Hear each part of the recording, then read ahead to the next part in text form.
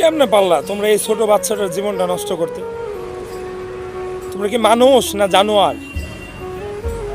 আজকে গত রাত্রে মেয়েটা মারা গেছে, আসিয়া, 8-9 বছর বয়স হবে সর্বোচ্চ।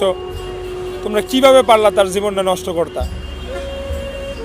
তোমাদেরকে সে এত ভালোবাসতো আর তোমরা তার জীবনটা এভাবে নষ্ট করে দিলা। ভাই বোনা এই দুনিয়াতে সার পাইয়া গেল, আখেরাতে সার পাইবা না। আল্লাহর কাছে কঠিন বিচারের কাঠগড়ায় দাঁড়াইতে হইবে। তারপরে এই দুনিয়াতে তুমি বাঁচতে পারবা না। আমাদের ছাত্র ছাত্রী ভাই বোনেরা এটার পিছনে লাগছে। ভাই বোনা তোমরা বাইসে যাইবা। তোমাদেরকে সঠিক বিচার, যেই বিচার এখন পর্যন্ত বাংলাদেশে যেভাবে হয়নি ওইভাবে তোমাদের বিচার করা হবে ইনশাআল্লাহ। সর্বোচ্চ শাস্তি হচ্ছে ফাঁসি।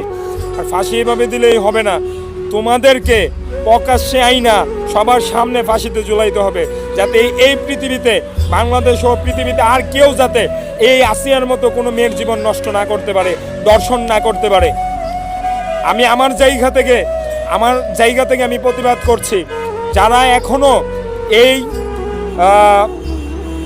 দর্শনের সাথে জড়িত রয়েছে, যারা তাদেরকে সহযোগিতা করেছে, তাদেরকেও ধরে আইনের আওতায় এনে সর্বোচ্চ শাস্তি প্রদান করা হোক। আপনারা কি বলেন? আপনারা কি আমার সাথে একমত? যদি একমত হন আমার ভিডিওটা সবাই লাইক, কমেন্ট, শেয়ার করে দিবেন। আসসালামু আলাইকুম।